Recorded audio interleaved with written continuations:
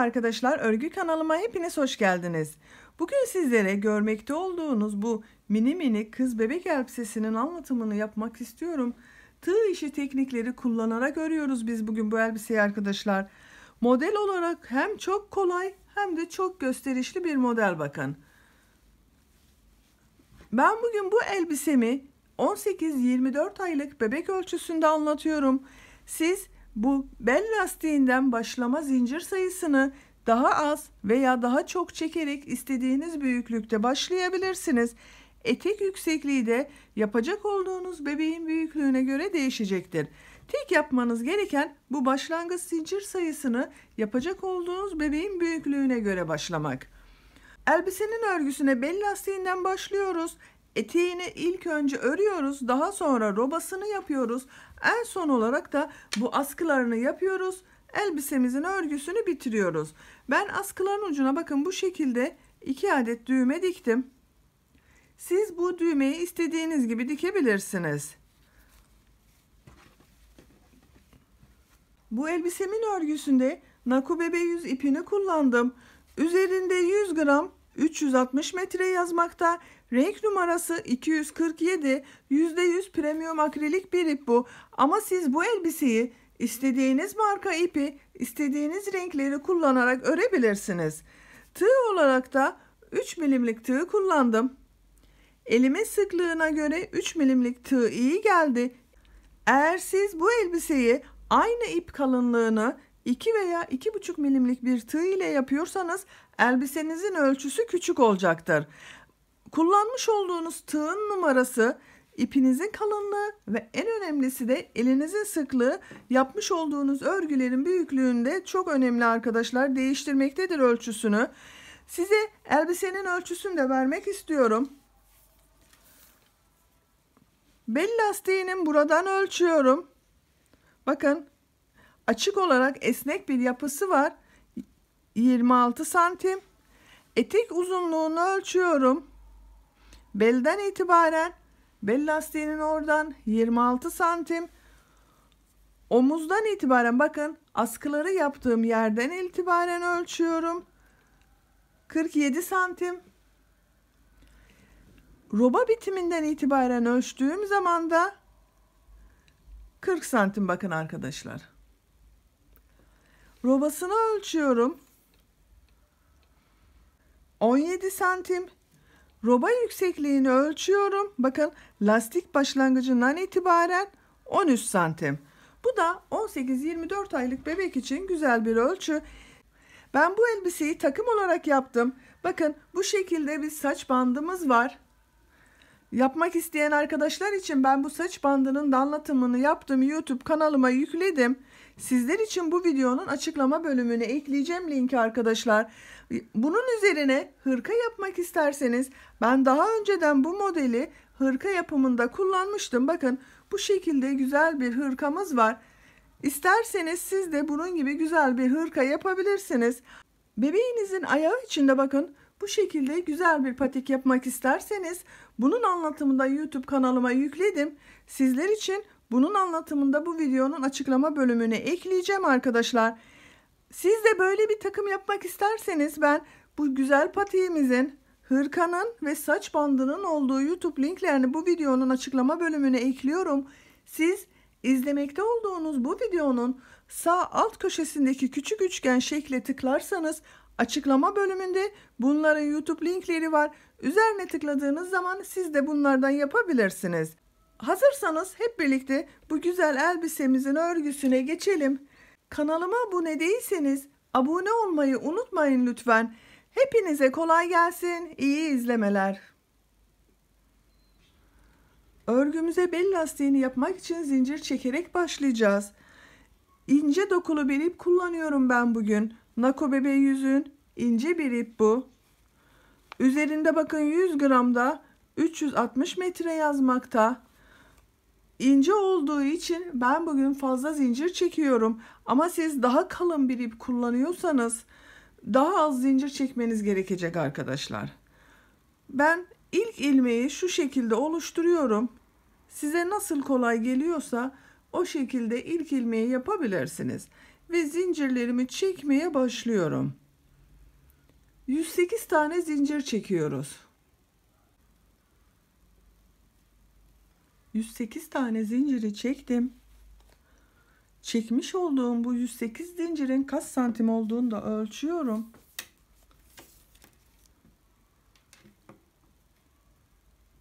Bakın başlangıcı sıfıra tutuyorum.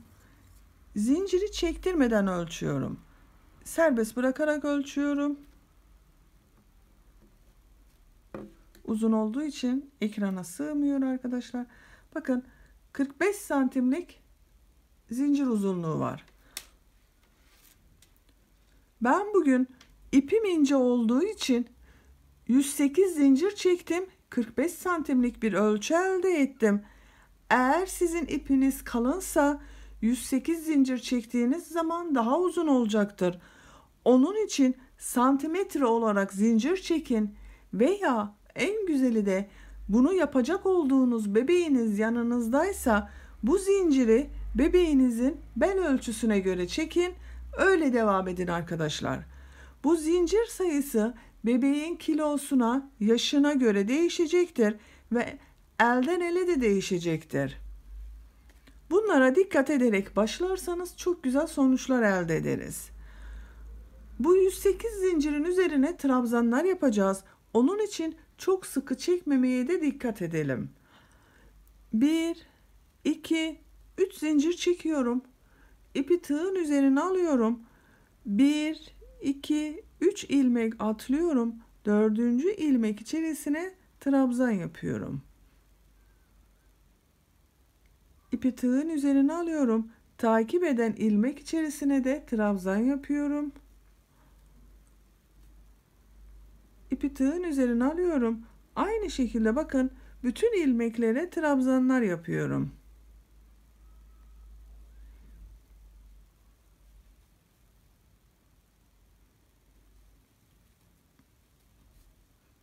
Bu şekilde her ilmeğe birer defa trabzan yaparak sıra sonuna kadar devam edelim.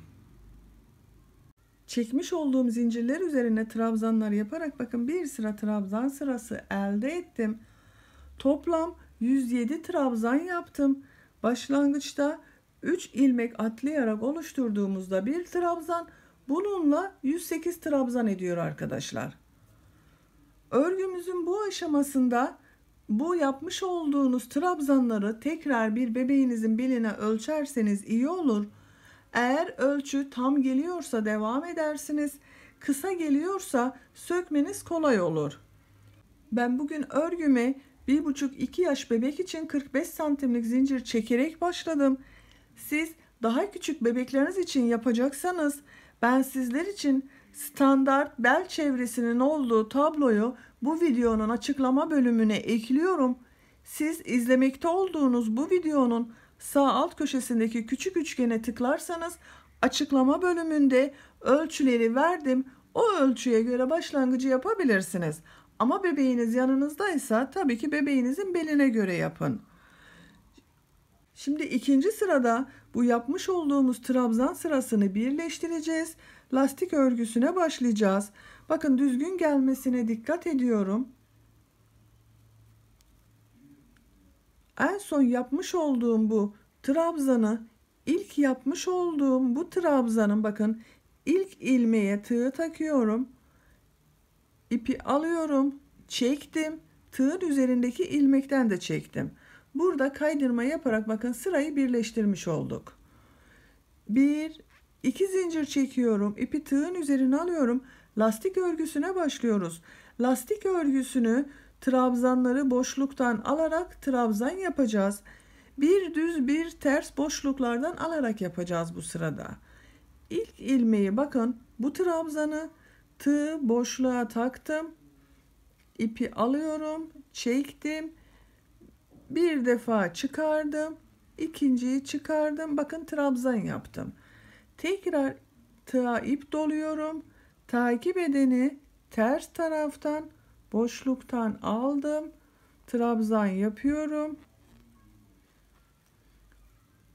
Üçüncü olanı düz taraftan bakın boşluğa taktım.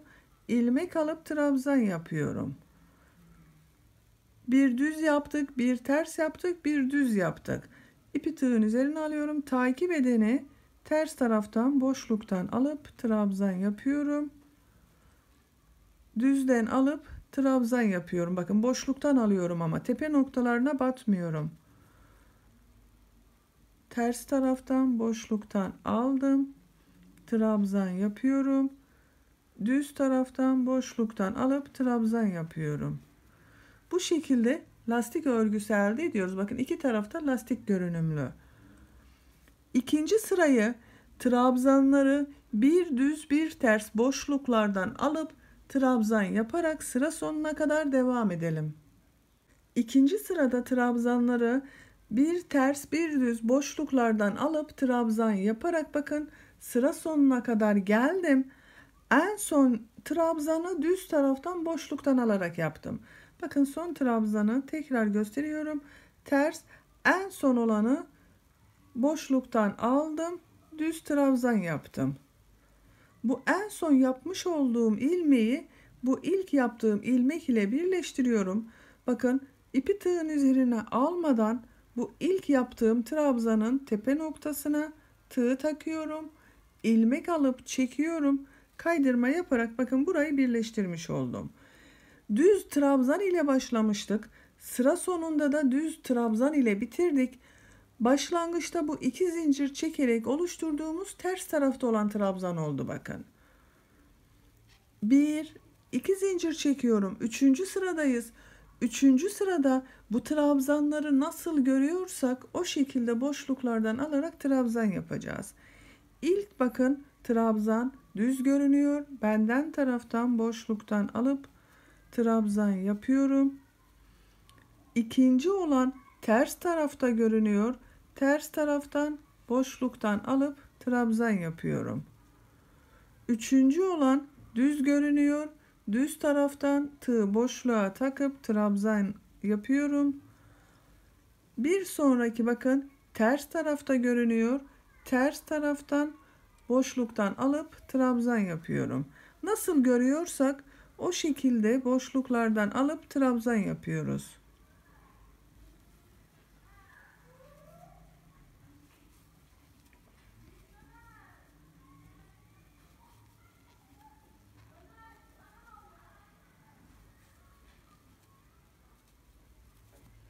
Bakın bu şekilde. Lastik örgümüz anlaşılmıştır. Burayı da kapatalım bakın arkadaşlar. İlk sırada trabzan sırasını birleştirmiştik. Burası boş kaldı bakın, açıklık var. Bunu yok etmek için burada bulunan bu ilmeğe bakın son zincire tığ takıyorum. İpi alıyorum. İlmeğin içerisinden geçirdim. Buraya bir zincir çekiyor gibi yaptım. Çektim bakın.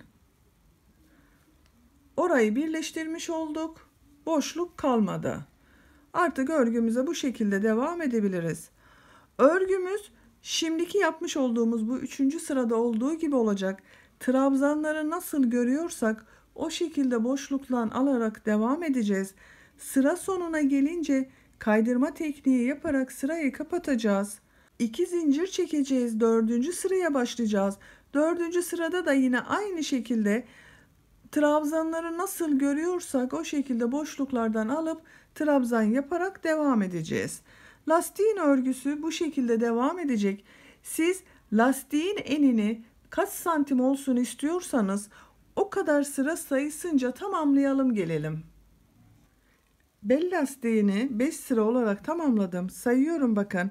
1, 2, 3, 4, 5. 5 sıra sonunda benim için gerekli eni elde ettim ben arkadaşlar.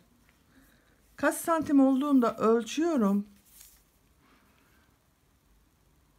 3,5 santim lastiğin eni var. Bu benim yapacağım ölçüde bir etek için yeterli. Siz isterseniz bir sıra daha lastik örgüsü yapabilirsiniz. Şimdi modelli bölüme geçiyoruz. Modelli bölüme geçmek için bakın burayı kaydırma yaparak birleştirdim. Bir zincir çekiyorum. İpi tığın üzerine alıyorum. Bu ilk birleştirdiğim bakın ilmek üzerine bir trabzan yapıyorum. İpi tığın üzerine alıyorum. Hemen takip eden ikinci ilmek içerisine 3 trabzan yapıyorum. 1 2 3 trabzanı buraya yaptık. Bir zincir çekiyorum. Bir ilmek atlıyorum. İkinci ilmeğe sık iğne yapıyorum. Bir zincir çekiyorum. İpi tığın üzerine alıyorum. Bir ilmek atlıyorum. İkinci ilmek içerisine 3 trabzan yapıyorum. 1 2 3 İpi tığın üzerine alıyorum. Takip eden ilmek içerisine bir trabzan yapıyorum. İpi tığın üzerine alıyorum. Takip eden ilmek içerisine 3 trabzan yapıyorum. 1 2 3 Bir zincir çekiyorum. Bir ilmek atlıyorum. İkinci ilmek içerisine sık iğne yapıyorum. Bu 3 trabzan, 1 trabzan, 3 trabzan yaptık. Toplam 7 trabzan yaptık. Bakın burada bu bir modelimiz olacak. Modelin kurulumu bu arkadaşlar. Başta yaptığımız yarım model oldu. Bu bir model oldu. Tekrar bir zincir çekiyorum. Diğer modeli yapmak üzere bir ilmek atlıyorum. İkinci ilmek içerisine 3 trabzan yapıyorum. 1 2 3 İpi tığın üzerine alıyorum. Takip eden ilmeğe bir trabzan yapıyorum. Tekrar ipi tığın üzerine alıyorum. Bir sonraki ilmek içerisine 3 trabzan yapıyorum.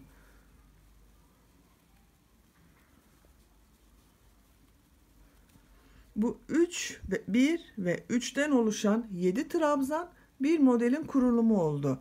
Bir zincir çekiyorum. Bir ilmek atlıyorum. İkinci ilmek içerisine sık iğne yapıyorum. Bir zincir çekiyorum. Bir ilmek atlıyorum. İkinci ilmek içerisine 3 trabzan yapıyorum.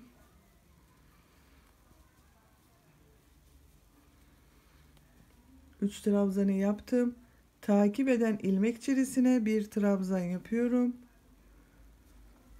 Bir sonraki ilmek içerisine 3 trabzan yapıyorum.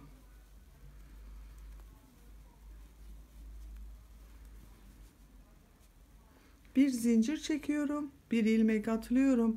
İkinci ilmeğe sık iğne yapıyorum. Bakın bu şekilde. Model yerleştirmemizi böyle devam ettireceğiz arkadaşlar. Bir ilmeğe 3 trabzan yapacağız. Takip eden ilmek içerisine bir trabzan yapıyoruz. Hemen yanında bulunan ilmek içerisine 3 trabzan yapıyoruz. Bu şekilde devam ederek sıra sonuna kadar model yerleştirmelerini yapalım. Modelleri yerleştirmesini yaparak bakın sıra sonuna geldim. En son tam bir model yaptım. Sıra başında bir yarım model yapmıştık. Şimdi buraya bunun diğer yarısını yapacağız. Buranın da tam model yapacağız. Bakın sık iğne yaptım. Bir zincir çekiyorum. İpi tığın üzerine alıyorum.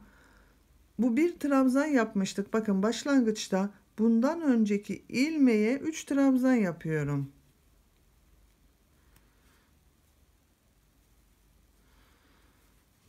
Bir, 2, 3. Bakın modelin diğer yarısında buraya yaptık. Bu yapmış olduğum 3 trabzanı bu bir trabzan yaptığım ilmeğin tepe noktasına batıyorum. Kaydırma yaparak burayı birleştiriyorum. Bakın. Model tam model yaptık. Başta yarısını yaptık. Sıra sonunda da diğer yarısını yaptık. Burayı birleştirmiş olduk. Bir sıraya kaç model yerleştirdiğimi sayıyorum. Bakın bu işaretli en son yapmış olduğum bu model ile birlikte 1, 2, 3, 4, 5, 6, 7, 8, 9, 10, 11, 12, 13, 14, 15, 16, 17, 18 model yerleşti bir sıraya arkadaşlar. Modelde ikinci sıradayız. Bir zincir çekiyorum, örgüyü çeviriyorum. Bu sırada yapmış olduğum bu üçer trabzanı boşluktan alıp sık iğne yapacağız bakın. Tığı boşluğa takıyorum, ilmek alıp çekiyorum. Buna sık iğne yapıyorum. 1 2 3. 3 trabzan yapmıştık. 3 tane sık iğne yaptık. Ters taraftan bakın boşluktan alarak sık iğne yaptık ama. 1 2 3 zincir çekiyorum. Diğer modelde bulunan bu 3 trabzana geçiyorum bakın. İlk trabzanı tığı boşluğa taktım. İlmek alıp sık iğne yapıyorum. İkinci trabzana boşluğa taktım. İlmek alıp sık iğne yapıyorum. Üçüncü trabzanı boşluğa taktım. Bakın tığ ilmek alıp sık iğne yapıyorum. 3 sık iğneyi yaptık. Bir zincir çekiyorum. İpi tığın üzerine alıyorum. 3 trabzan ortasına bir trabzan yapmıştık. Bakın tek olarak bu tek trabzanı ters taraftan boşluğa tığ taktım. İlmek alıp bunu trabzan yapıyorum. 3 tane sık iğne yaptık. Bu tek olanı boşluktan alıp trabzan yaptık. Bir zincir çekiyorum. Bu 3 tane yine sık iğne yapıyorum bakın. 1 2 3. Modelimizin birisini bakın bu şekilde oluşturmuş olduk. 1 2 3 zincir çekiyorum. Diğer modele geçiyorum. Diğer modelde de 3 trabzan var, 1 trabzan var, 3 trabzan var. İlk 3 trabzanı boşluktan alıp sık iğne yapıyorum. Düz taraftan bakın benden taraftan boşluktan alarak sık iğne yapıyorum. Bir zincir çekiyorum. İpi tığın üzerine alıyorum. Bu tek olan trabzanı diğer taraftan boşluktan alıp trabzan yapıyorum. Tek olanı trabzan yapıyoruz. Bu üçer tane yaptığımız trabzanları sık iğne yapıyoruz. Bir zincir çekiyorum. 3 trabzana geldik bakın. Sık iğne yapıyorum.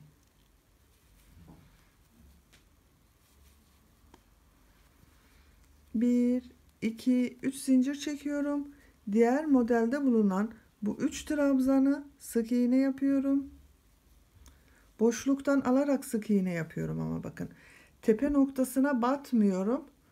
Boşluktan alarak sık iğne yapıyorum. Bir zincir çekiyorum. Tek olan trabzanı boşluktan alıyorum. Ama bakın diğer taraftan boşluktan alıp trabzan yapıyorum. Bir zincir çekiyorum. Bu 3 trabzanı sık iğne yapıyorum. Boşluktan alarak.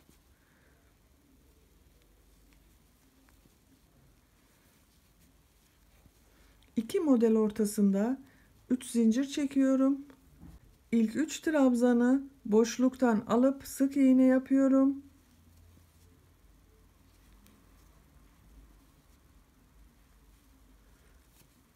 Üç sık iğneyi yaptım. Bir zincir çekiyorum. Bu tek olan trabzanı diğer taraftan boşluktan alıp trabzan yapıyorum bunu. Bir zincir çekiyorum. Burada bulunan 3 trabzanı da sık iğne yapıyorum. Boşluktan alarak ama bakın.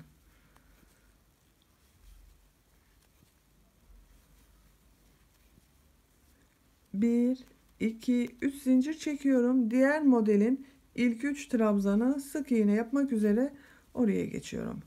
Bakın modelimizi oluşturmuş olduk böylece arkadaşlar. Modelimizde ikinci sırada bir alt sırada yapmış olduğumuz bu bakın 7 trabzan yapmıştık. İlk 3 trabzanı boşluktan alıp sık iğne yapıyoruz. Bir zincir çekiyoruz. Bu tek yaptığımız trabzanı diğer taraftan boşluktan alıp trabzan yapıyoruz. Bir zincir çekiyoruz.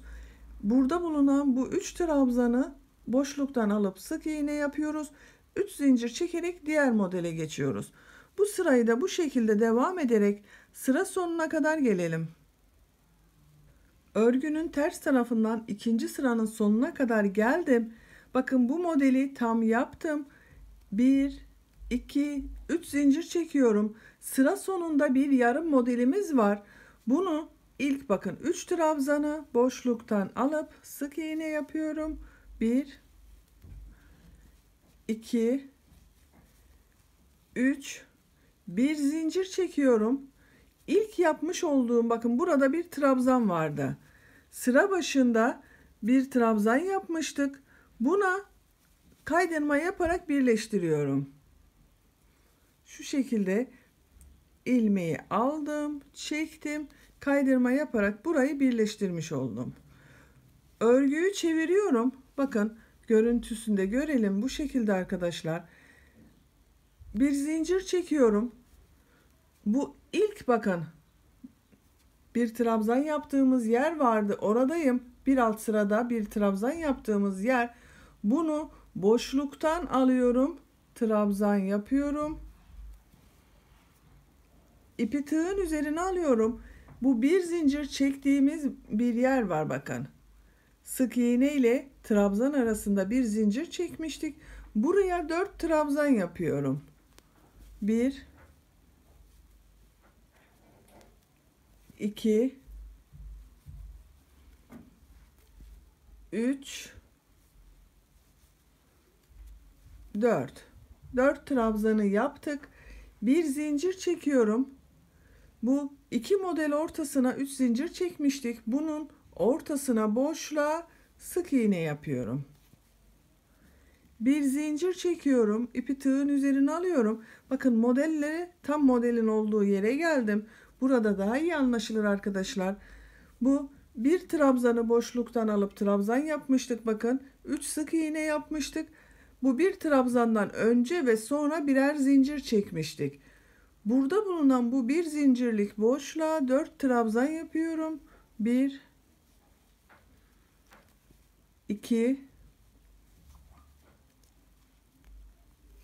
3, 4.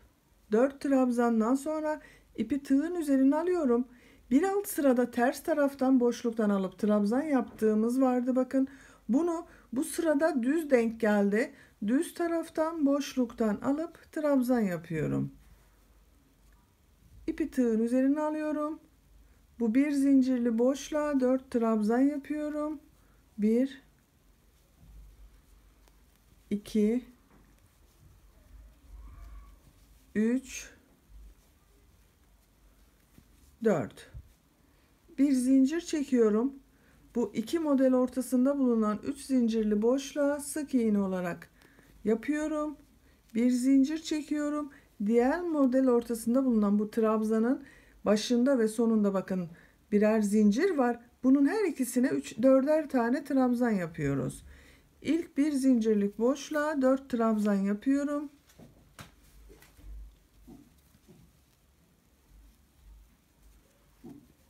2, 3, 4. İpi tığın üzerine alıyorum. Bu tek olan trabzanı bakın boşluktan alıp trabzan yapıyorum. İpi tığın üzerine alıyorum. Bu bir zincirli boşluğa 4 trabzan yapıyorum. 1, 2, 3, 4. 4 trabzan yaptık. Tek olan trabzanı boşluktan alıp trabzan yaptık. Takip eden bir zincirlik boşluğa 4 trabzan yaptık. Bir zincir çekiyorum. İki model ortasında bulunan boşluğa sık iğne yapıyorum. Bir zincir çekiyorum. İpi tığın üzerine alıyorum. Diğer modelin ortasında bulunan bu bir trabzandan önce bulunan bu bir zincirlik boşluğa 4 trabzan yapıyorum.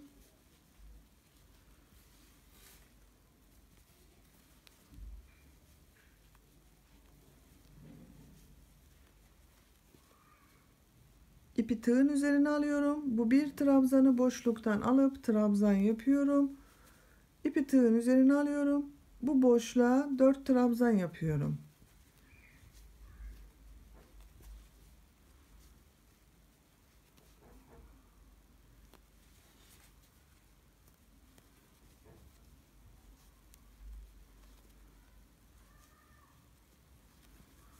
4 trabzandan sonra bir zincir çekiyorum. 2 model ortasında bulunan boşluğa sık iğne olarak yapıyorum bakın. 3. sırada da bu şekilde yapıyoruz arkadaşlar. Bir alt sırada modelimizi oluşturmuştuk aslında. Onu devam ettiriyoruz. Başlangıçta 3'er trabzan ile başlamıştık. Bu sırada biraz da arttırma olsun diye 4'er trabzan yaptık. Bu sırada modellerimizi model ortasında bulunan bu bir trabzandan önce çekmiş olduğumuz bu bir zincirlik boşluğa 4 trabzan yapıyoruz. Bu bir trabzanı boşluktan alıp trabzan yapıyoruz. Takip eden boşluğa 4 trabzan yapıyoruz. Bir zincir çekip 2 model ortasında bulunan boşluğa sık iğne yapıyoruz. Tekrar bir zincir çekip diğer modele geçiyoruz. Buraya 4 trabzan yapıyoruz. Tek trabzanı boşluktan alıp bu şekilde devam ettiriyoruz. Bu sırada da modelleri bu şekilde sıra sonuna kadar devam edelim. Örgünün düz tarafından modelleri yaparak sıra sonuna geldim. Sıra sonunda yapacağımız yarım modeldeyim. Bir zincir çekiyorum. İpi tığın üzerine alıyorum. Bu bir trabzandan önce bulunan bakın burada yaptığımız boşluğa 4 trabzan yapıyorum. 1 2 3 4. Bunu başlangıçta bakın şurada bir boşluktan alıp trabzan yaptık. Buna şu şekilde kaydırma yaparak birleştiriyorum. Bir zincir çekiyorum. Örgüyü çeviriyorum. Modelde 4. sıradayız. 4. sırada yine burada yapmış olduğumuz bu 4 trabzanı boşluktan alıp sık iğne yapacağız. Model ortasında bulunan bu bir trabzanları boşluktan alıp trabzan yapacağız.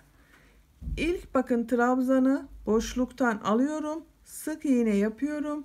4 tane sık iğne yapıyoruz. 2 3 4. 4 sık iğneyi yaptım başta. 1 2 3 zincir çekiyorum. Diğer modelde bulunan bu 4 trabzanı boşluktan alıp 4 sık iğne yapıyorum. 1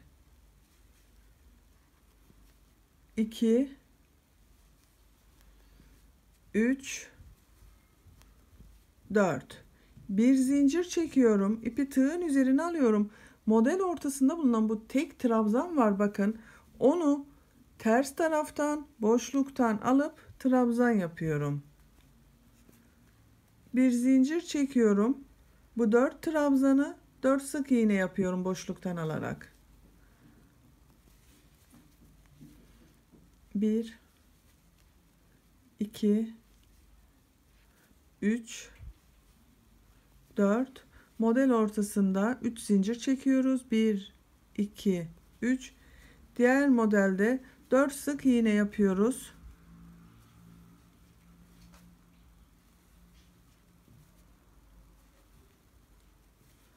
Bir zincir çekiyoruz. İpi tığın üzerine alıyoruz. Bu tek trabzanı ters taraftan boşluktan alıp trabzan yapıyorum. Bir zincir çekiyorum. 4 tane sık iğne yapıyorum.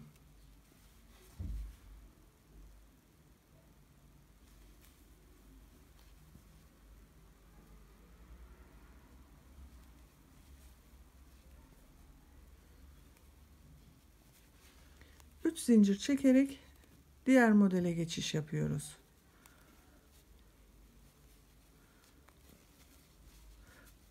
Bakın modellerimiz birbirini takip ediyor. Sıra sonuna kadar devam edelim. Örgünün ters tarafından sıra sonuna geldim. Sıra sonunda bulunan yarım modeli de bakın sık iğneleri boşluktan alarak yaptım. Bir zincir çekiyorum. Başlangıçta yapmış olduğumuz bu ilmeğe tığ takıyorum. İp alıp çekiyorum. Kaydırma yaparak bakın burayı birleştirmiş oldum. Bir zincir çekiyorum. Örgüyü çeviriyorum. Modelde 5. sıradayız. 5. sırada düz taraftan yaparken yine 4 trabzan yapacağız. İpi tığın üzerine alıyorum. Burada bulunan bu trabzan bakın boşluktan alıp trabzan yapıyorum. İpi tığın üzerine alıyorum. Bir zincir çekmiştik bakın birleştirmeden önce sırayı. Buraya 4 trabzan yapıyorum. 1 2 3 4. Bir zincir çekiyorum. 2 model ortasında bulunan boşluğa sık iğne yapıyorum. Yarım modeli bakın buraya yapmış olduk. Bir zincir çekiyorum. Diğer model ortasında bulunan bu bir trabzandan önce bulunan boşluğa 4 trabzan yapıyorum. 2 3 4. Tek olan trabzanı bakın model ortasında bulunan tek trabzanı boşluktan alıp trabzan yapıyorum. Bu boşluğa 4 trabzan yapıyorum.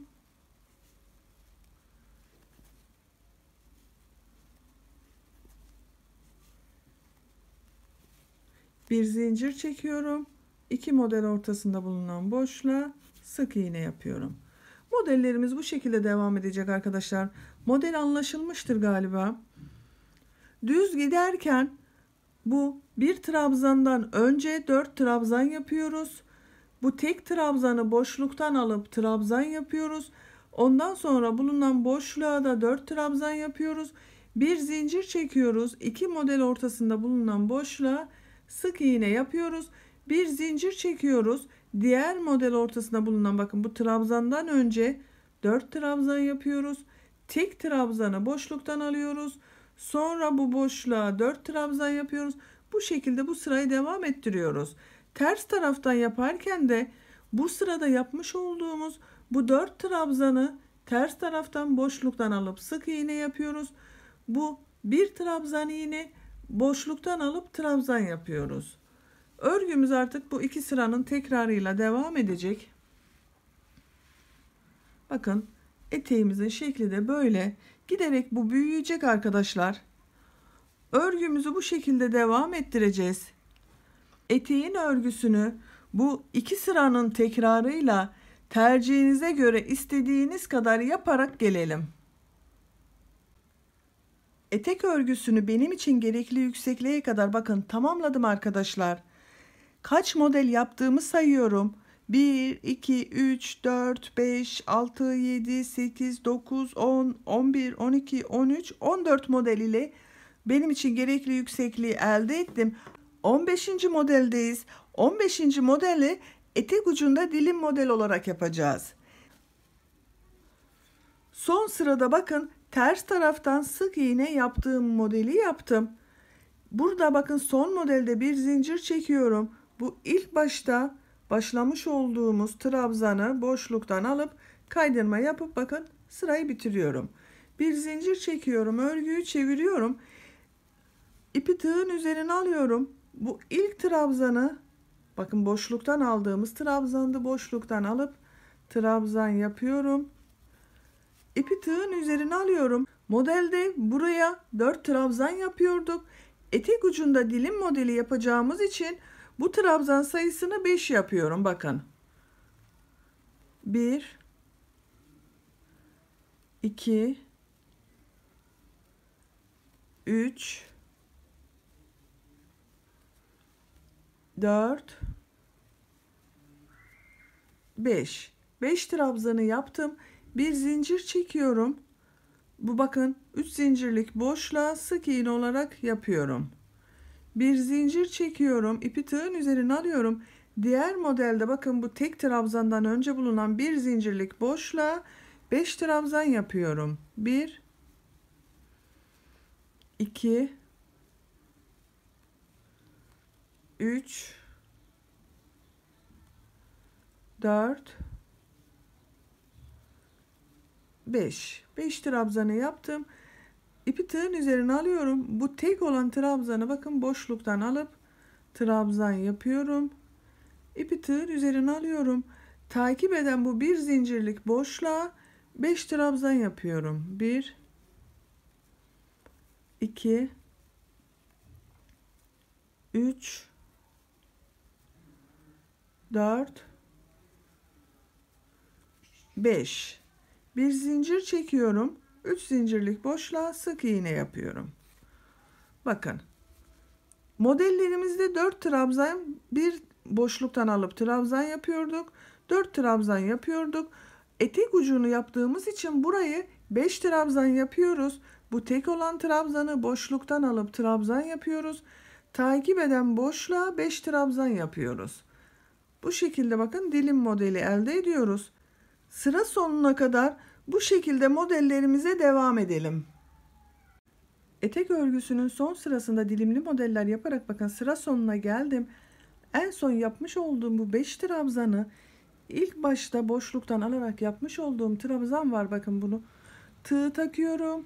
İlmeği çekiyorum. Kaydırma yaparak bakın birleştirmiş oldum. İpi artık burada kesebilirim.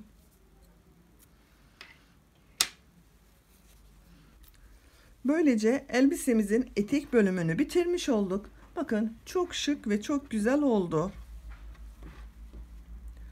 Bunu etek olarak da kullanabilirsiniz. Ama biz bu eteği roba bölümü yapacağız. Elbise şekline dönüştüreceğiz. Roba bölümünü belirlemek için bakın bu birleştirme yaptığımız yeri arka noktayı şu şekilde katlıyorum. Eteğin ön bölümden buraya bir işaret takıyorum. Burası orta noktası. Bize roba bölümü için buradan 23 tane bu lastik görünümünden gerekiyor. Bakın bu lastik görünümlerden 23 lastik gerekiyor. Ortaya taktım. 11 lastik bu tarafa sayıyorum. Bakın 1, 2, 3, 4, 5, 6, 7, 8, 9, 10, 11. 11.'ye diğer işareti takıyorum. Bu orta noktaya işaret yaptığımız yerden 11'de bu tarafa sayıyorum. 1, 2, 3, 4, 5, 6, 7, 8, 9, 10, 11. Buraya da diğer işareti takıyorum. Bu iki işaret arasına roba yapacağız. Bakın sayıyorum işaret yaptığım yerleri. 2, 4, 6, 8, 10, 12, 14, 16, 18, 20, 22, 23. 23 lastik görünümünü işaretledik. Bu ilk bakın sarı yaptığım işaret yerinden buradan bir ilmek oluşturuyorum. İpimi bir defa düğüm atıyorum. Sağlamlaştırdım. Bu işareti taktığım lastik görünümünden bir ilmek oluşturdum. 1, 2 zincir çekiyorum. İpi tığın üzerine alıyorum. Bu başlangıçta 4 lastik görünümü yapacağız. Bakın birisi 2 zincir çekerek oluşturdum. Diğer bakın bu ters tarafta görünüyor. Ters taraftan boşluktan alıp trabzan yapıyorum. Düz görünüyor. Düz taraftan boşluktan alıp trabzan yapıyorum. 4 lastik görünümünü yapıyoruz.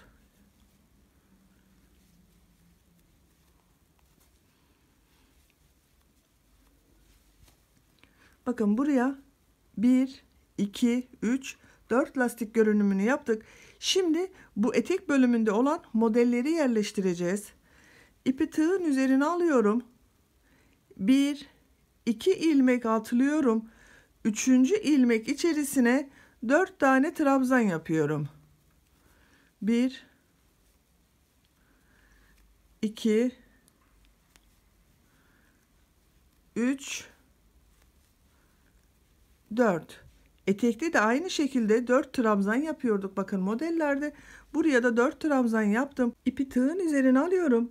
Takip eden bakın bu düz görünen boşluktan alınmış olan trabzanı boşluktan alıp trabzan yapıyorum.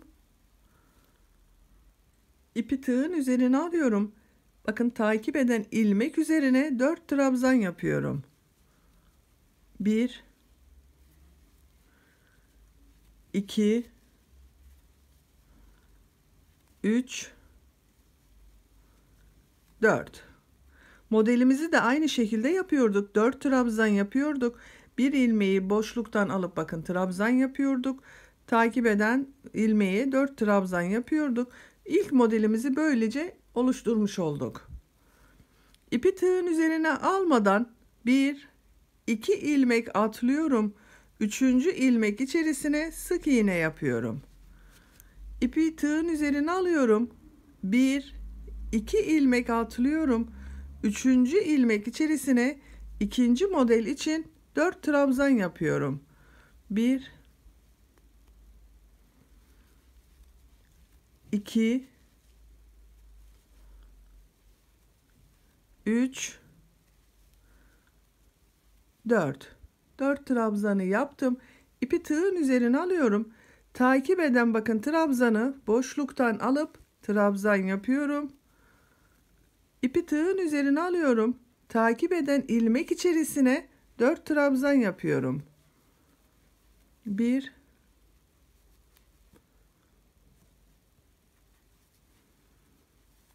2, 3, 4. İkinci modelimizde yaptık. 4 trabzan, bir boşluktan aldığımız trabzan, 4 trabzan yaptık. Yapmış olduğum bu modeli bakın 1, 2 ilmek atlıyorum. Bu işaret yaptığımız tam orta nokta, buraya sık iğne olarak tutturuyorum. İki modelimizi roba bölümüne yerleştirmiş olduk. İpi tığın üzerine alıyorum. 1, 2 ilmek atlıyorum. 3. ilmek içerisine 4 trabzan yapıyorum. 1, 2, 3, 4. İpi tığın üzerine alıyorum. Takip eden trabzanı bakın boşluktan alıp trabzan yapıyorum. İpi tığın üzerine alıyorum. Takip eden ilmek içerisine 4 trabzan yapıyorum. 1, 2, 3, 4. Üçüncü modelimizde yaptık. İpi tığın üzerine almadan 1, 2 ilmek atlıyorum. 3. ilmek içerisine sık iğne yapıyorum.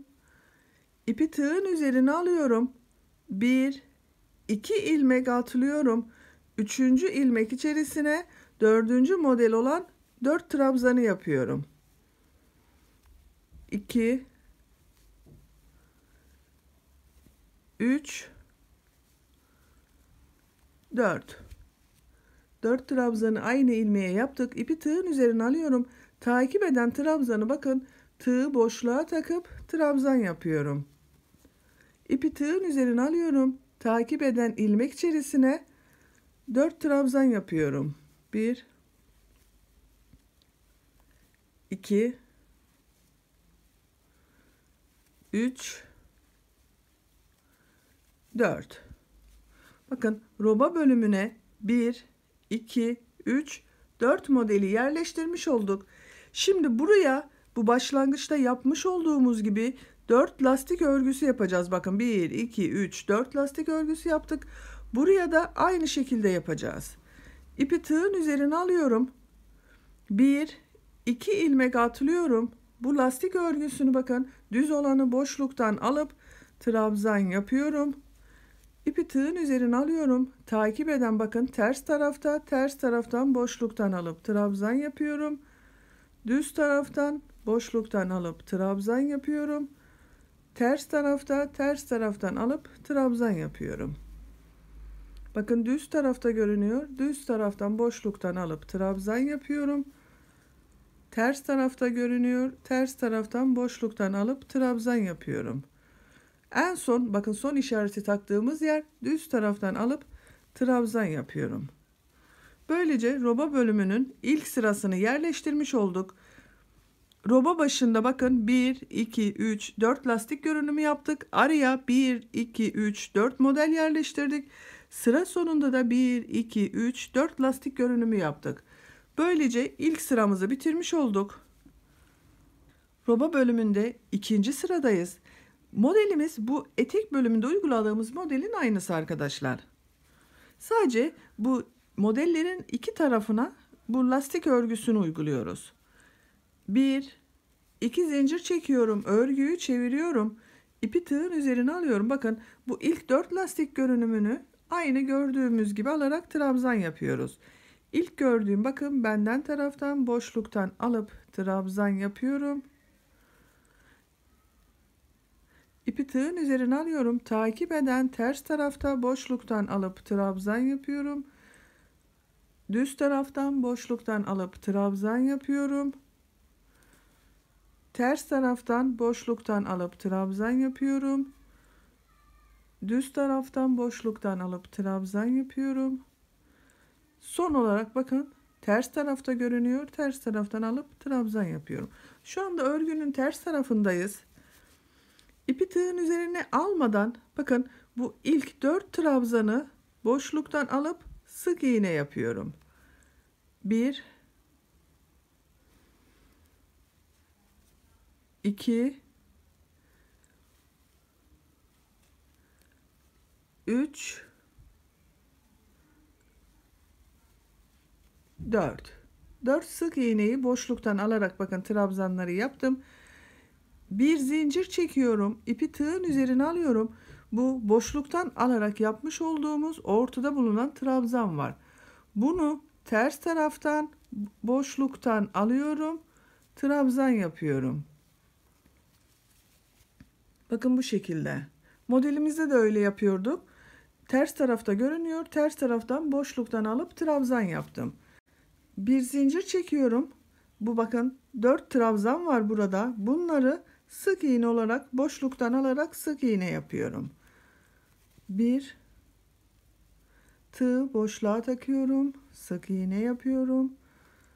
Tığ boşluğa taktım. Sık iğne yaptım. 3 oldu. Boşluğa taktım. Sık iğne yaptım.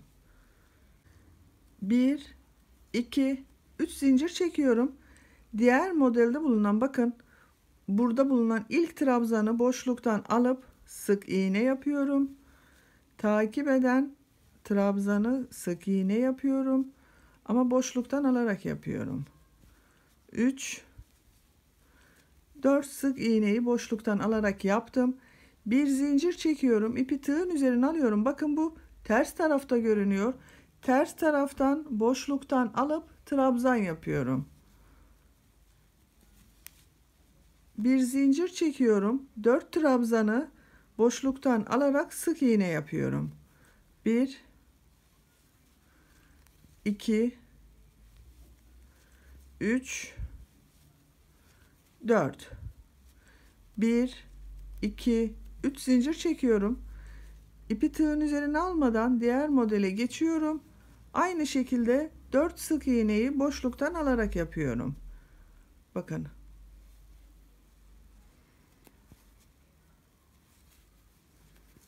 Bir zincir çekiyorum. Ters tarafta görünüyor. Bakın, bu trabzan, düz olan trabzan, ters taraftan boşluktan aldım. Trabzan yaptım. Bir zincir çekiyorum. 4 trabzanı boşluktan alarak sık iğne yapıyorum. 3 4 1 2 3 zincir çekiyorum. Diğer model için, bakın, ilk trabzanı boşluktan aldım. Sık iğne yapıyorum. İkinci trabzanı boşluktan aldım. Sık iğne yapıyorum. Üçüncü trabzanı boşluktan aldım. Sık iğne yapıyorum. Dördüncü trabzanı boşluktan aldım. Sık iğne yapıyorum. Bir zincir çekiyorum. İpi tığın üzerine alıyorum. Bakın, ters tarafta düz yaptığımız, boşluktan aldığımız trabzan, boşluktan alıp trabzan yapıyorum. Bir zincir çekiyorum. Takip eden 4 trabzanı boşluktan alarak sık iğne yapıyorum. 3 4 İpi tığın üzerine alıyorum. Lastik örgülerine geldik. Bakın, burada 4 lastik görünümü var. Bunları yapacağız. İpi tığın üzerine aldım.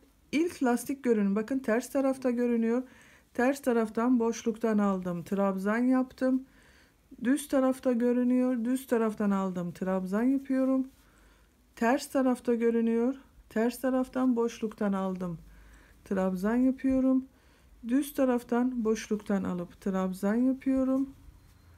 Ters taraftan boşluktan alıp trabzan yapıyorum. Düz tarafta boşluktan alıp trabzan yapıyorum. En son bakın 2 zincir çekerek oluşturduğumuz trabzan vardı. Boşluğa aldım, trabzan yaptım. İkinci sıramızda böylece tamamlamış olduk. Bakın model bu şekilde oldu arkadaşlar. Şimdi 3. sıradayız.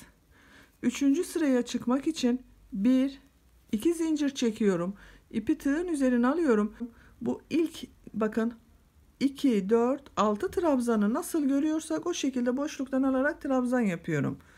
Bakın bu ilk ters tarafta görünüyor. Ters taraftan boşluktan aldım, trabzan yaptım. Düz taraftan boşluktan aldım, trabzan yapıyorum.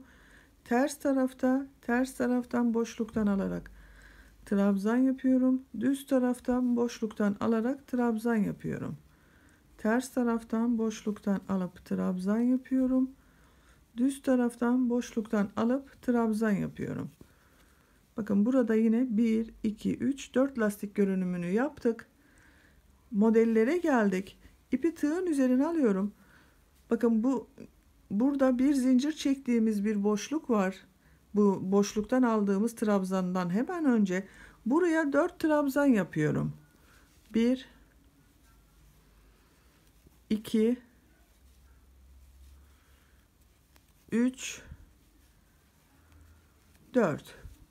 İpi tığın üzerine alıyorum. Boşluktan aldığım trabzanı bakın boşluktan alarak trabzan yapıyorum. İpi tığın üzerine alıyorum. Burada bulunan bu bir zincirlik boşluğa 4 trabzan yapıyorum. 1, 2, 3, 4. İlk modelde bakın bir zincirlik boşluklara 4 trabzan yaptık. Boşluktan aldığımızı boşluktan yaptık. Takip eden bir zincirlik boşluğa da 4 trabzan yaptık. İpi tığın üzerine almadan bu iki model ortasında 3 zincir çekmiştik. Buraya sık iğne olarak tutturuyorum. İpi tığın üzerine alıyorum. Takip eden modelde bakın bu boşluktan aldığım trabzandan önce bulunan bir zincirlik boşluğa 4 trabzan yapıyorum. 1, 2, 3, 4. İpi tığın üzerine alıyorum. Boşluktan alarak bakın trabzan yapıyorum. İpi tığın üzerine alıyorum. Bu bir zincirlik boşluğa 4 trabzan yapıyorum. 1, 2, 3, 4. İpi tığın üzerine almadan bu 3 zincirlik boşluğa sık iğne olarak tutturuyorum. İpi tığın üzerine alıyorum. Takip eden model yapmak üzere 4 trabzan yapıyorum. 2, 3, 4. İpi tığın üzerine alıyorum. Boşluktan alarak yaptığım trabzanı boşluktan alarak trabzan yapıyorum. Bir zincirlik boşluğa 4 trabzan yapıyorum.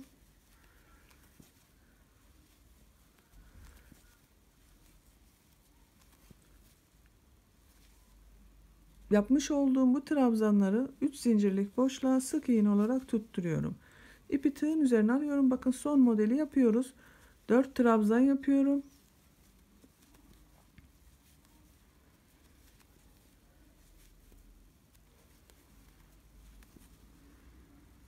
Bu trabzanı boşluktan alarak trabzan yapıyorum. Takip eden bir zincirlik boşluğa 4 trabzan yapıyorum. 2, 3, 4. Bakın 4 modelimizi ikinci model olarak yaptık, yerleştirdik. Şimdi sıra sonunda bulunan bu boşluktan aldığımız trabzanları yapıyoruz. İpi tığın üzerine alıyorum. Bakın ilk trabzan benden taraftan görünüyor. Düz taraftan benden taraftan boşluktan alıp trabzan yapıyorum. Takip eden ters tarafta görünüyor. Ters taraftan boşluktan alıp trabzan yapıyorum. Düz taraftan görünüyor. Düz taraftan boşluktan alıp trabzan yapıyorum.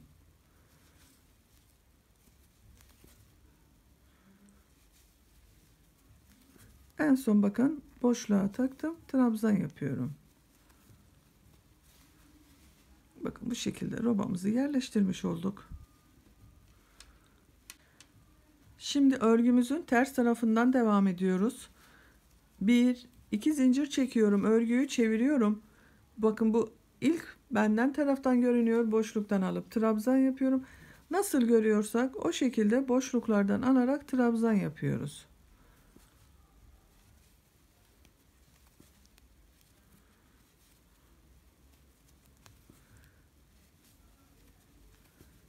Son bakın ters taraftan görüneni boşluktan aldım. Trabzan yaptım. İpi tığın üzerine almadan bu modelde yapmış olduğumuz 4 trabzanı sık iğne yapıyorum. Takip eden trabzanda sık iğne yapıyorum. Boşluktan alarak sık iğne yapıyorum. Bir zincir çekiyorum. İpi tığın üzerine alıyorum. Bakın boşluktan aldığımız trabzan ters tarafta görünüyor. Bu sırada ters taraftan boşluktan alıp trabzan yapıyorum. Bir zincir çekiyorum. Burada bulunan 4 trabzanı sık iğne olarak boşluktan alarak yapıyorum. 1 2 3 zincir çekiyorum. Diğer modele geçiyorum. Bu sırayı bu şekilde devam edelim arkadaşlar. Sıra sonuna kadar bu trabzanları boşluktan alıp sık iğne yapalım. Düz görünen bakın bu boşluktan aldığımız trabzanı trabzan yapalım. Arada üçer zincir çekelim. Bu lastik örgülerini de nasıl görüyorsak o şekilde boşluktan alıp yaparak sıra sonuna kadar devam edelim. Örgünün ters tarafından bakın sık iğneler yaparak sıra sonuna geldim. 1 2 zincir çekiyorum. Örgüyü çeviriyorum. Şimdi bu 4 trabzan, bir boşluktan aldığımız trabzan, 4 trabzan yaptığımız sıradayız. Bu lastik örgülerini 4 görünümü nasıl görüyorsak o şekilde yapıyoruz. Terste gördüklerimizi tersten, düzden gördüklerimi düz taraftan boşluklardan alarak trabzan yapıyorum.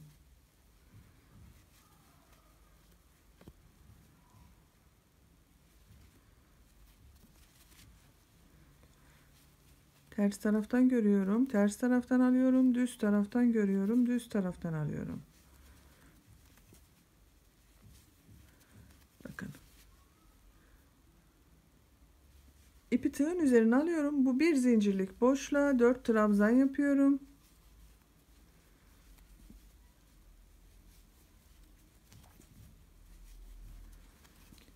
Dört trabzanı yaptım.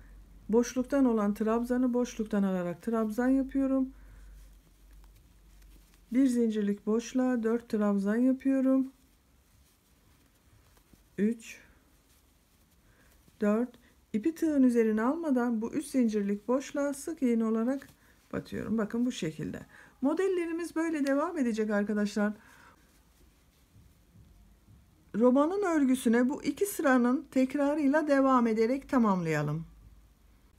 Elbisenin roba yüksekliğini benim için gerekli yüksekliğe kadar ördüm. Kaç model yaptığımı sayıyorum. 1, 2, 3, 4, 5, 6, 7, 8. 8 modeli yaptım. En son bakın bu trabzanları yaptığımız sırada bitirdim. Siz bu elbiseyi 1 yaş bebek için yapıyorsanız bir model öncesinde bırakabilirsiniz. 3 yaş bebek için yapıyorsanız da bir model daha ilave edebilirsiniz. Bu benim yapacağım 1,5-2 yaş bebek için yeterli bir yükseklik oldu. Bunun üstüne daha lastik örgüsü yapacağız. Bakın burada uyguladığımız lastik örgüsünden yapacağız. Şimdi örgünün ters tarafındayım. Bakın ters tarafından yaptığımız sıradayım. 2 zincir çekiyorum. İpi tığın üzerine alıyorum. Burada görünen bakın bunları nasıl görüyorsak o şekilde boşluktan alarak trabzan yapıyorum. Düzde görüyorum. Düz taraftan alıp trabzan yapıyorum. Ters tarafta görüyorum. Ters taraftan boşluktan alıp trabzan yapıyorum. Düz taraftan boşluktan alıp trabzan yapıyorum. Ters taraftan boşluktan alıp trabzan yapıyorum. Düz taraftan boşluktan alıp trabzan yapıyorum. Son olan bakın ters taraftan boşluktan alıp trabzan yapıyorum. Şimdi bu modele geldik. Modellerimizde örgünün ters tarafından yaparken bu trabzanları boşluktan sık iğne olarak yapıyorduk. Bu sırada trabzan olarak yapacağız. İpi tığın üzerine alıyorum. Bakın ilk trabzanı boşluktan aldım. Trabzan yapıyorum. Takip eden 3 trabzanı da boşluktan alarak trabzan yapıyorum. 2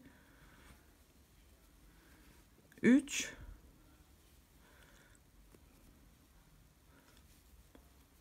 4. Bakın ters olan orada duruyor. Buna trabzan yapmıyorum. Bunu atlıyorum. İpi tığın üzerine alıyorum. Bakın bunu yapmıyorum. Bunu atlıyorum. Benden taraftan düz görünen trabzanı boşluktan alıp trabzan yapıyorum. Takip edenleri de aynı şekilde boşluktan alarak trabzan yapıyorum. Bu sıranın üzerinden bir düz bir ters trabzanlar yapacağız.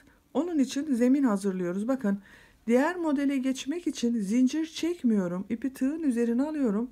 Takip eden modelin ilk trabzanı boşluktan alıp trabzan yapıyorum. 2, 3, 4. 4 trabzanı yaptım. İpi tığın üzerine alıyorum. Burada bulunan 4 trabzana geçiyorum bakın. 5, 6,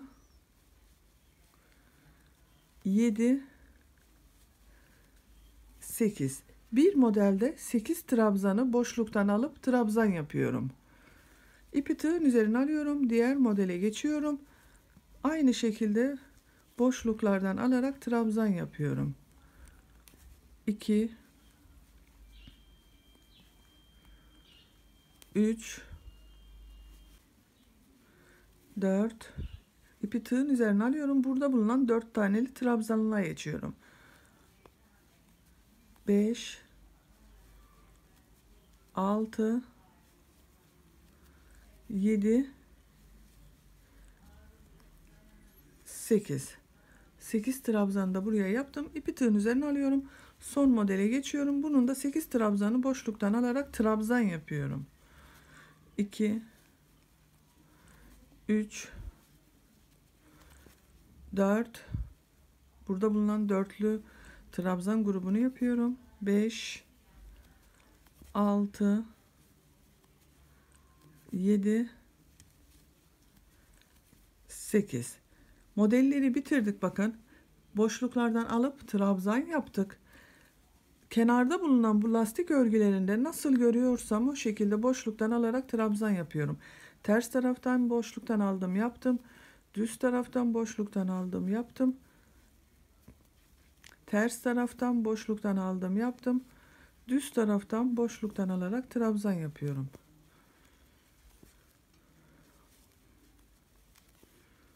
Son boşluğa taktım, trabzan yaptım. Böylece bu sırayı tamamlamış olduk. Bakın bu sırada sadece trabzanlardan oluşan bir sıra yaptık. Şimdiki sırada bir düz bir ters boşluklardan alıp trabzan yapacağız. Lastik örgüsü yapacağız. 2 zincir çekiyorum. İpi tığın üzerine alıyorum. Bu ilk başta bulunan lastik örgülerini nasıl görüyorsam öyle boşluktan alarak trabzan yapıyorum bakın. Düz gördüklerimi düzden boşluktan alıyorum. Terste gördüklerimi ters taraftan boşluktan alarak trabzan yapıyorum.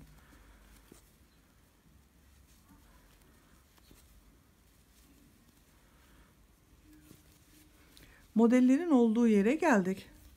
Bakın en son düz taraftan görünen lastik örgüsünü yapmışım. İpi tığın üzerine alıyorum. Takip edeni ters taraftan boşluktan alarak trabzan yapıyorum. Buranın devamı olacak. Burada en son ne yaptıysak burada tersini yapıyoruz. Bakın düz tarafta şimdi ters taraftan yaptım. Takip edeni düz taraftan boşluktan alıp trabzan yapıyorum. Ters taraftan boşluktan alıp trabzan yapıyorum. Düz taraftan boşluktan alıp trabzan yapıyorum. Bakın bir düz bir ters boşluklardan alıp başta yaptığımız görüntünün aynısını yapıyoruz. Sıra sonuna kadar aynı şekilde devam edelim. Bir alt sırada yapmış olduğumuz trabzanları bu sırada bir düz bir ters boşluklardan alıp trabzan yaparak bakın bu görüntüyü elde ettim. Sıra sonuna kadar demiştim. Bakın arkadaşlar burada takılan arkadaşlar olabilir diye burayı göstermek istedim. En son yapmış olduğum bakın düz trabzan yaptım. Burada 2 trabzan kaldı. Bunun birisini ters birisini düz yaparsam bu da düz 2 düz yan yana gelecek. Onun için bu 2 ilmeği bakın 2 trabzanı ters taraftan tek trabzan şekline dönüştürüyorum. Takip edenleri nasıl görüyorsam o şekilde boşluktan alıp trabzan yapıyorum. İki görüntünün aynı olmaması gerekiyor. Onun için burada bakın iki trabzanı tek trabzan şekline dönüştürdük. Takip edenleri bakın terste gördüğümü ters taraftan, düz tarafta gördüğümü düz taraftan boşluktan alıyorum. Ters taraftan boşluktan alıp trabzan yapıyorum. Düz taraftan boşluktan alıp trabzan yapıyorum. Ters taraftan boşluktan aldım, trabzan yaptım. Son trabzanda boşluktan alarak trabzan yaptım. Bakın yaka başında ilk sırayı yaptık. Görüntü olarak bu kenarda bulunan örgülerin devamı oldu. 2 zincir çekiyorum, örgüyü çeviriyorum. Bu sırada burada yapmış olduğumuz trabzanların aynısını yapacağız. Nasıl görüyorsak o şekilde yapacağız. İpi tığın üzerine alıyorum. Burada düğme içinde bir burada iki düğme deliğinin yerini belirlemiş olacağız. Bakın ipi tığın üzerine aldım. İlk gördüğüm benden taraftan boşluktan alıp trabzan yaptım. Ters taraftan boşluktan alıp trabzan yaptım. Bakın bu benden taraftan düz taraftan boşluktan alıp trabzan yaptım. Başta 1, 2, 3, 4 trabzanı yaptık. Bir zincir çekiyorum. Düğme deliği için ipi tığın üzerine alıyorum. Bu trabzanı atlıyorum, bakın bunu atlıyorum. Bu düz görünen trabzanı boşluktan alıp trabzan yapıyorum. Düğme deliğini buraya oluşturmuş olduk. Bir zincir çektik, bir trabzanı da atladık. Takip edenleri nasıl görüyorsam o şekilde boşluklardan alarak trabzan yapıyorum. Düz gördüklerimi düz taraftan, terste gördüklerimi ters taraftan boşluktan alarak trabzan yapıyorum. Bu şekilde devam edeceğiz. Bakın düğme deliğinden önce 4 trabzanı yaptık, birisini atladık. Böyle devam edelim. Trabzanları nasıl görüyorsak o şekilde boşluktan alarak trabzan yapalım. Sıra sonunda 5 ilmek kalasıya kadar devam edelim. Bu sırada trabzanları nasıl görüyorsam o şekilde boşluklardan alıp trabzan yaptım. Bakın sıra sonunda 1, 2, 3, 4, 5 ilmek kaldı. Sıra başında bakın 1, 2, 3, 4 ilmekten sonra bir zincir çekip bir atlayıp düğme deliği oluşturmuştuk. Burada da aynısını yapacağız. Bir zincir çekiyorum, ipi tığın üzerine alıyorum. Bakın bu ilmeği atlıyorum. Takip eden bu ilmeği boşluktan alıp düz trabzan yapıyorum. Takip edeni ters taraftan boşluktan alıp trabzan yapıyorum. Düz taraftan boşluktan alıp trabzan yapıyorum. Son ilmeği boşluğa taktım, trabzan yaptım. Bakın bir zincirden sonra yine 1, 2, 3, 4 trabzan yaptık. Şimdiki sırada yine nasıl görüyorsak o şekilde trabzanlar yapacağız. Bakın burada iki düğme deliğinin yerlerini belirlemiş olduk. 2 zincir çekiyorum. İpi tığın üzerine alıyorum. Trabzanları nasıl görüyorsam öyle boşluktan alarak trabzan yapıyorum. Terste görünüyor. Bakın ters taraftan boşluktan aldım, trabzan yaptım. İlk 4 trabzanı yapmış olduk. Bu bir zincir çektiğimiz yere geldim. Bir zincirin üzerine bir trabzan yapıyorum. Takip eden bakın ters tarafta görünüyor. Ters taraftan boşluktan alıp trabzan yapıyorum. Düz tarafta görünüyor. Düz taraftan boşluktan alıp trabzan yapıyorum. Burada bir zincir çektiğimiz yerin üzerine bir trabzan yaptık. Trabzan sayısını eşitlemiş olduk.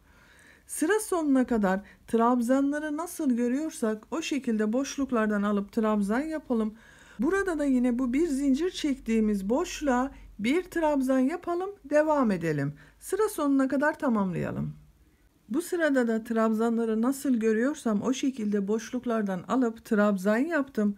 Bu bir alt sırada düğme deliği oluşturduğumuz bir zincirlerin üzerine de birer defa trabzan yaptım. Bakın 2 düğme deliğimizin yeri belli oldu. Elbisenin robasını burada bitirmiş oluyoruz. İpi burada kesiyorum.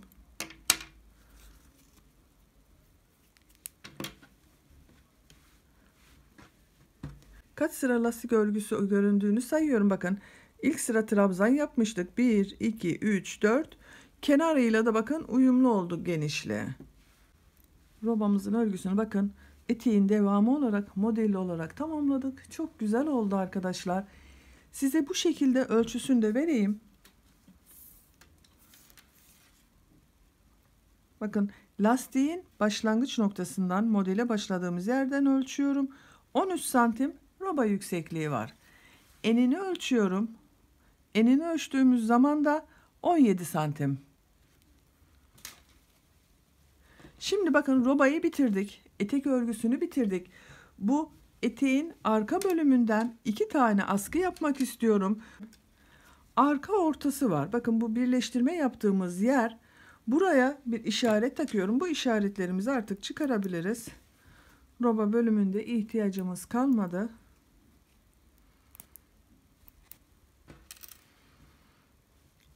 Bu arka orta bakın burası. Buraya bir işaret takıyorum.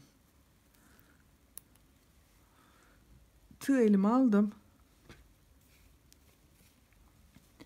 Buradan sayıyorum bakın işaret yaptığım yerden sonra. Görüntü olarak bakın bu benden taraftan görünenleri sayıyorum. 1, 2, 3, 4 saydım. 5. olana bakın 2, 4 kaldı. 5. olana ipimi bağlıyorum. Şuradan bir defa düğüm atalım. Askılarımız da bu lastik örgüsünün devamı olacak. Bu ön patta yapmış olduğumuz bakın bu kenarda bulunan lastiklerin de devamı gibi olacak. Onun için lastik örgüsü yapacağız.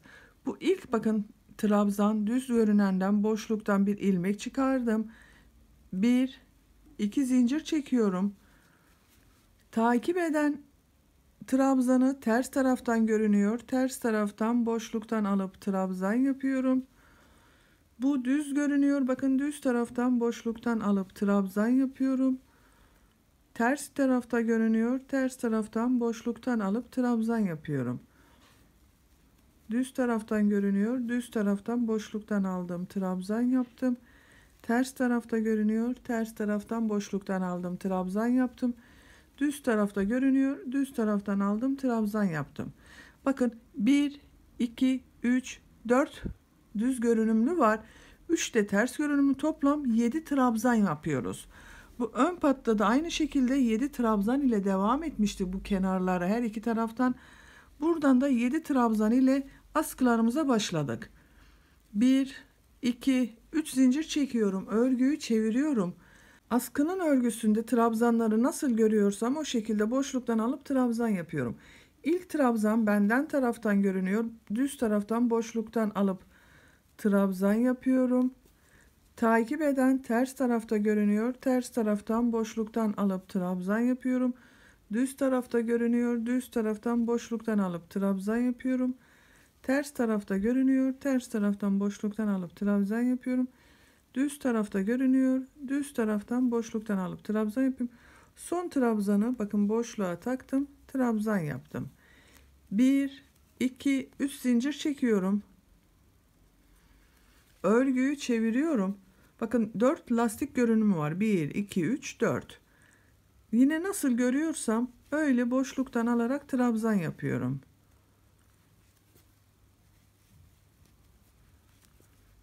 Düzde gördüklerimi düz taraftan alıyorum. Ters taraftan gördüklerimi ters taraftan boşluktan alarak trabzan yapıyorum.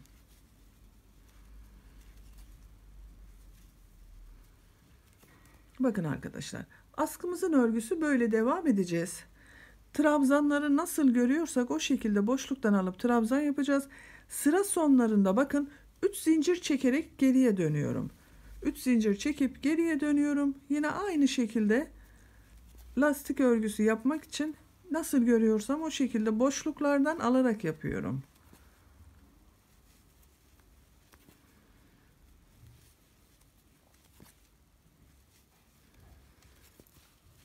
askının örgüsü anlaşılmıştır. Bakın.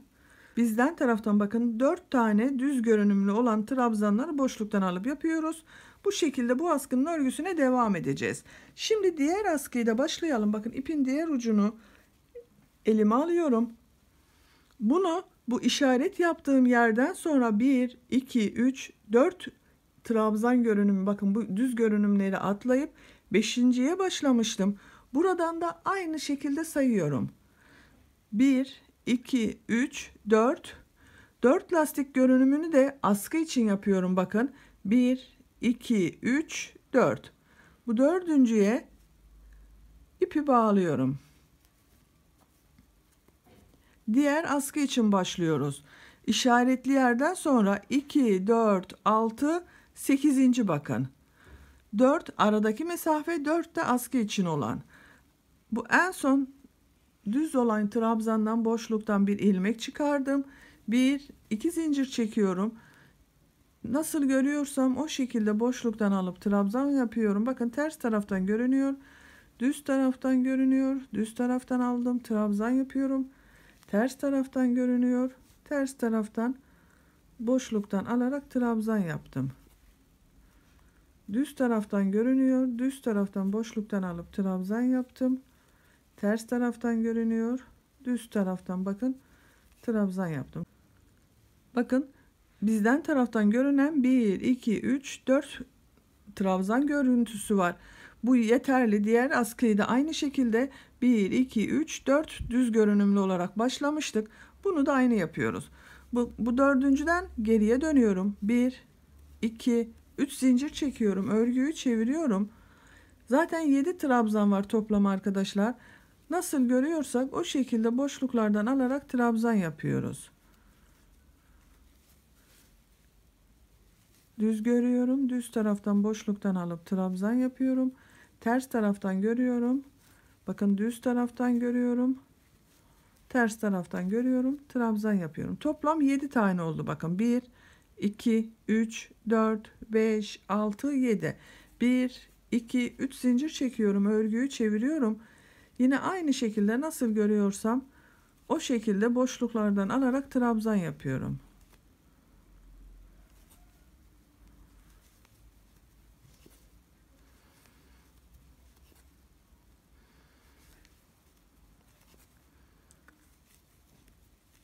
Bakın bu şekilde. Her iki askının örgüsü bu şekilde devam edecek arkadaşlar. Trabzanları nasıl görüyorsak o şekilde boşluklardan alıp trabzan yapacağız. Sıra sonunda 3 zincir çekerek geriye döneceğiz. Her iki askının örgüsünü yapacak olduğumuz bebeğin boyuna göre tamamlayalım gelelim. Elbisemizin askı uzunluklarına bakın, her ikisinde aynı uzunlukta ördüm. Ucuna da bakın bu şekilde düğmelerini diktim ben. Örmüş olduğum bu askıların kaç santim olduğunu ölçüyorum. Başlangıçtan bakın bel lastiğinin olduğu yerden tutuyorum. Bitiş noktasına kadar 35 santim askı uzunluğu var. Bu 2 yaş bebek için benim yaptığım bir ölçü. Siz bunu kendi bebeğiniz için yapıyorsanız elbiseyi bebeğinize giydirin. Bu askının uzunluğunu bebeğinizin omuzundan geçirerek ayarlarsanız çok daha iyi olur arkadaşlar. Bakın metal düğme dikmeyi tercih ettim. Siz istediğiniz gibi düğme dikebilirsiniz. Dikmiş olduğumuz bu düğmeleri ön robayı yaparken bakın burada 2 tane düğme deliği oluşturmuştuk. Bunlara isterseniz bu şekilde çapraz takabilirsiniz, isterseniz düz takabilirsiniz. Nasıl tercih ederseniz. Bakın çapraz olarak takıyorum ben. Düğme deliklerinden geçiriyorum. Bu şekilde elbisemizin örgüsünü bitirmiş olduk bakın. Arkadan görüntüsüne bakalım. Arkadan görüntüsü de böyle bakın, gördüğünüz gibi arkadaşlar. Çapraz olduğu zaman çok güzel oldu. Minik kızlarımıza çok yakışacak güzel şık bir elbise yaptık bakın, gördüğünüz gibi. Bitmiş olarak size ölçülerini vermek istiyorum. Bel lastiğinin bakın buradan ölçüyorum. 26 santim. Etek ucundan enini ölçüyorum. Bakın şu şekilde ölçelim.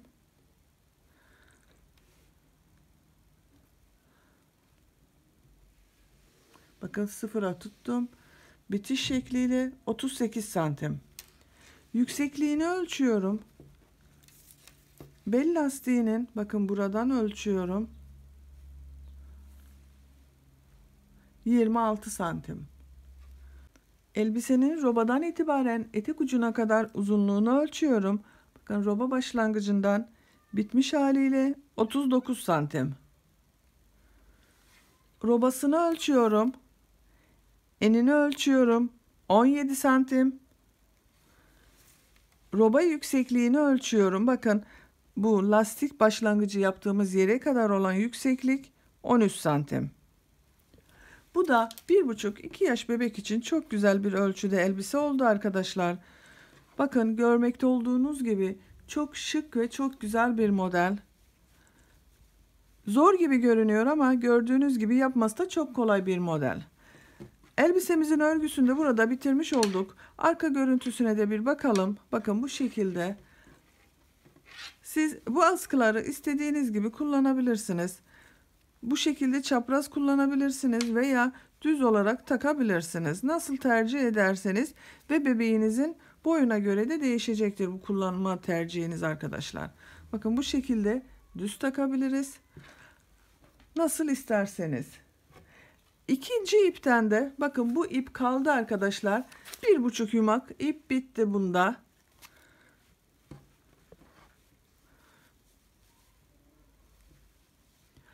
Böylece bir örgü anlatımımızın da sonuna gelmiş olduk. Beni dinlediğiniz ve izlediğiniz için hepinize çok teşekkür ederim. Kanalıma abone değilseniz abone olmayı unutmayın lütfen. Sizlerle yeniden yeni örgülerde buluşmak üzere. Hoşça kalın, sevgiyle kalın.